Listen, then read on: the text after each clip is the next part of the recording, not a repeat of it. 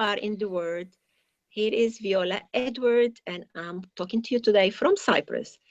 I'm your host for the Feminine Capital Rhythm program of Radio Works World, created by Marina Nani. And today, for my delight, I am interviewing my dear friend. I'm interviewing the interviewer because I'm here with Magda Zenon, and Magda had a beautiful, amazing radio program. And it's such a pleasure to interview the interviewer. Hello, Magda. Hi, Viola. How are you? It's nice to have the tables turned. Yes, it is. It is. Well, Magda, I've been following you for years. You have a radio program, and also you're very, very active as an activist of peace. Yes. Tell me about these activities of yours. I know that you vibrate with that. I know this is your passion. And I know we meet many times here and there in some of these programs. Well, I was born an activist. It's not what I do, it's who I am. Yes. I was born and brought up in apartheid South Africa. Yes.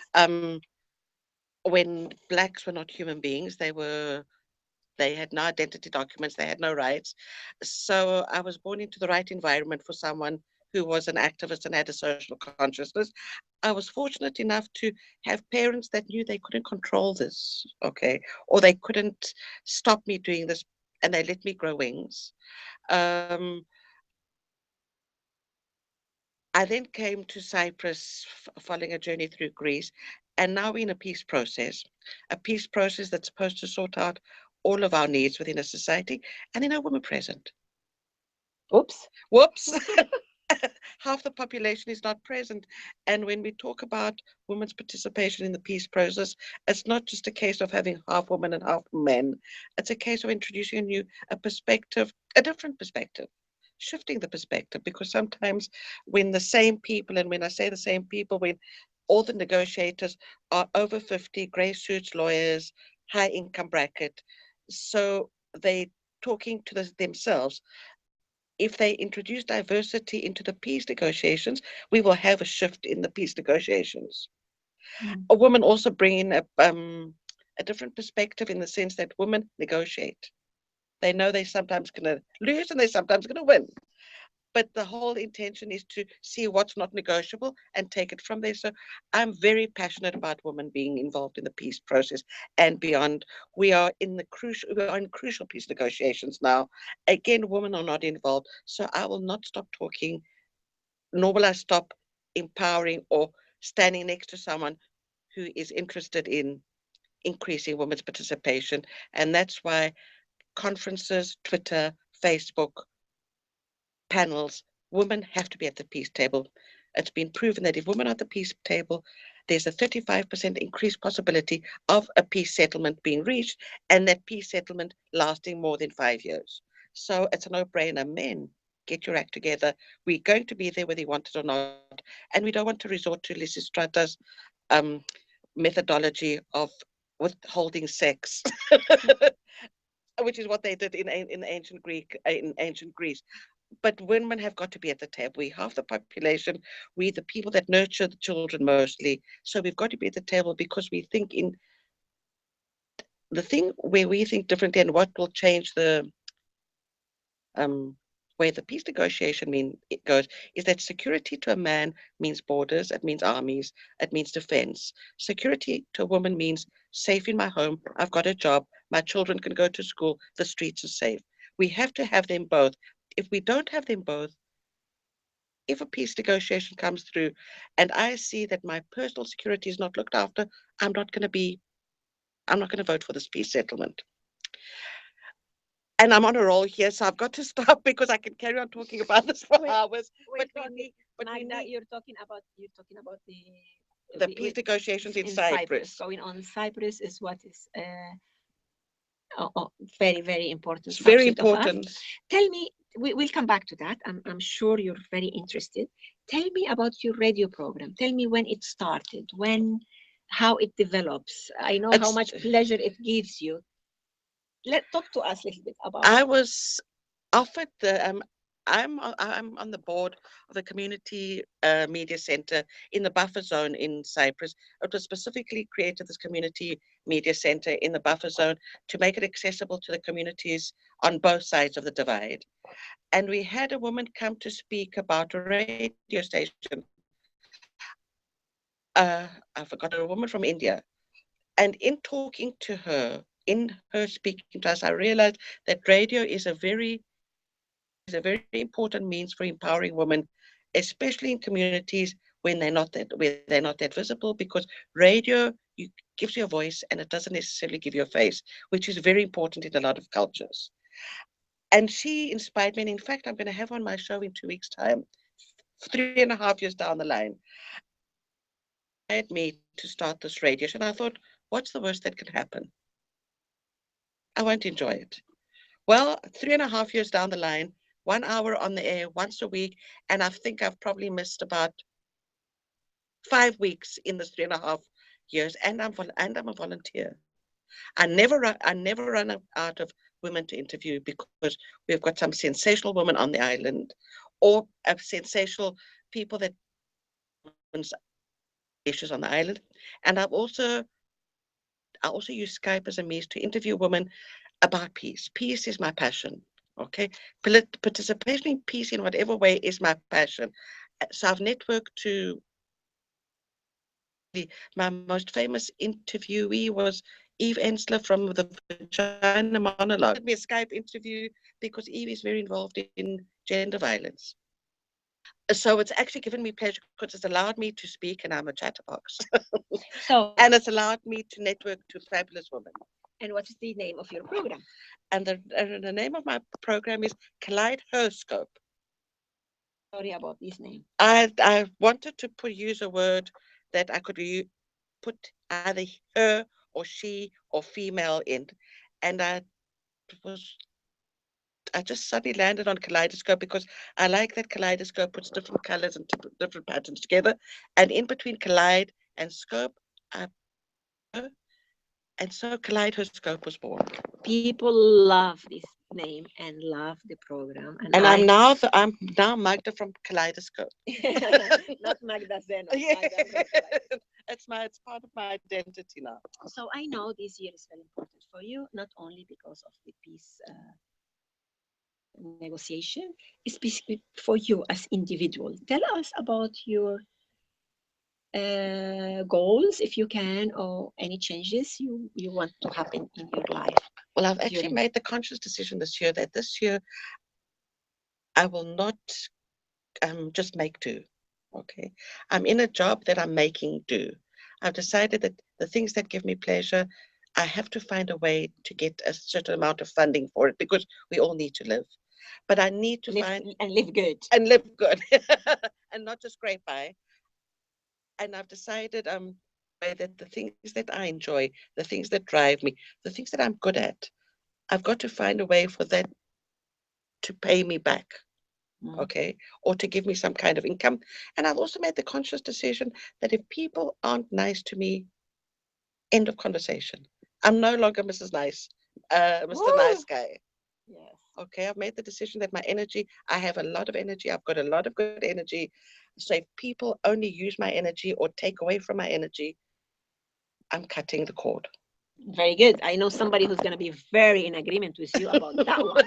And I also know somebody that her name starts with an M, that she will tell you one thing you have to do, Magda, now at this stage of your life is to write a book. And I know she will tell you, I'll help you to write that book. So what about this idea, Magda? After all the experiences you have, all the people you interview, what do you think your book will be about? Well, it's probably going to be about peace. Yes. It's probably going to be a combination of peace and sexuality, because I think the most important thing we as people need in order to be happy or to go forward is to be at peace with who we are, to be comfortable in our skins. Yeah. Whatever it is, it doesn't mean means, am I happy in my body? Yes. So to me, I will like a combination of the misuse of the word sexuality, which a lot of people associated just with having. You mean intimacy? You mean no, sexuality is how I think it's how I'm perceived, how I am. How I am. I think it's got to do with what you call feminine capital. It's got to do with Oh, another fan of my feminine I capital. think that's what it's got to do with. It's got, this is who I am. This is the body. This is my body. I'm happy in this body. I like being sexual. Yes. Okay. I like the flirty part of me. I like the matter of fact part of me. So it's actually being comfortable in who I am in the three dimension of me, Yeah. and not caring about what is the right thing to do and what is the acceptable thing to do, and whether Viola likes me or whether George doesn't like me. It's got to do with, this is me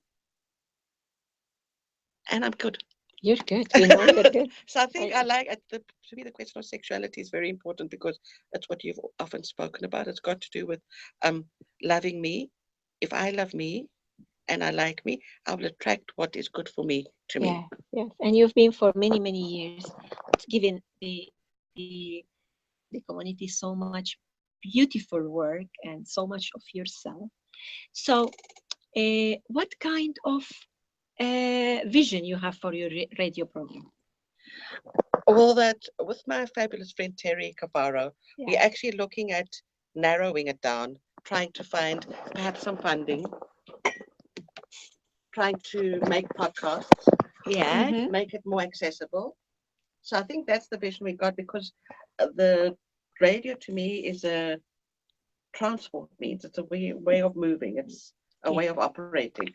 But Terry can speak more about that. Yes, Terry. Well, I really, what I'm learning from Magda is that anything is possible.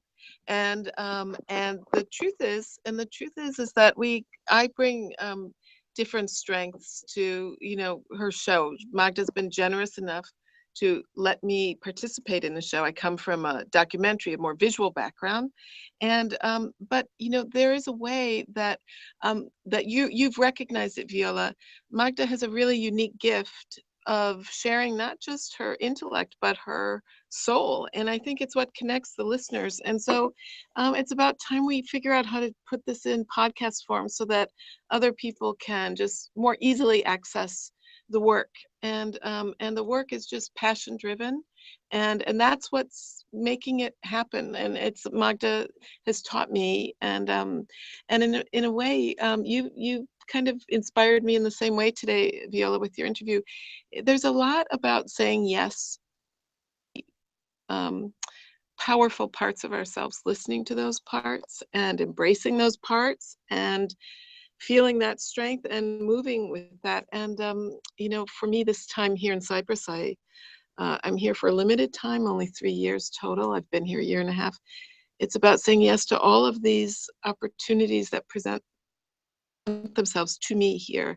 And I'm meeting some amazing people. And yes, yes, yes, yes, we'll make it happen. Thank you, Debbie. So kind. We're gonna do an interview just with you, also to talk about your part of the commentary and what you're here for and what you're doing. I'm so fascinated meeting you. And they just both of them interview me about who makes the bed, Marina, who created this title. So, Magda,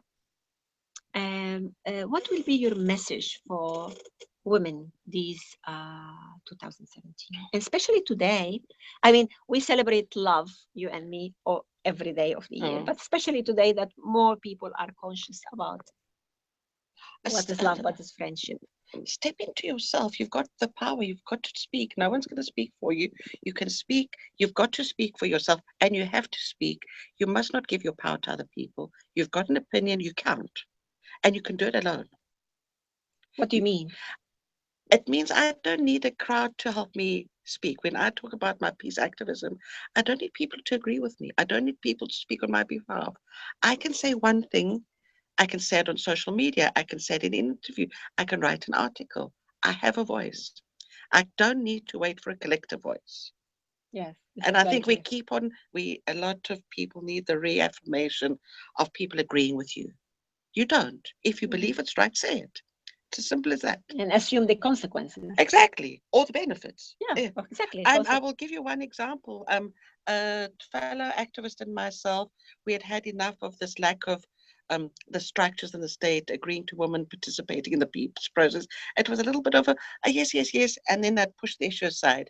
And the two of us together, alone, with no organizations behind us, organized a conference on United Nations Security Council Resolution 1325, which is women, peace and security. We did it alone. We both quite well connected. So we got the EU to support us in terms of giving us location. We got the EU gender focal point, Mara Marinaki, to come and speak. We got UN Women to send a person to facilitate a workshop, UN Women that's got their headquarters in Turkey. We've got the head of UN mission here, Elizabeth Speha, open the meeting. We had we Everyone said there'd never been so much activity around women and so much good energy at the conference. And this was two women that actually had had enough and decided to do it alone. And in doing it alone, other people joined. But we didn't do it because people were going to join. We did it because we felt it was the right thing to do. Exactly. So, what is the right thing to do? Here is your host, Viola Edward from Cyprus, talking about feminine capital in all level of life, the feminine capital rhythm. Remember, each one of us has a rhythm, and we are so unique in our rhythm.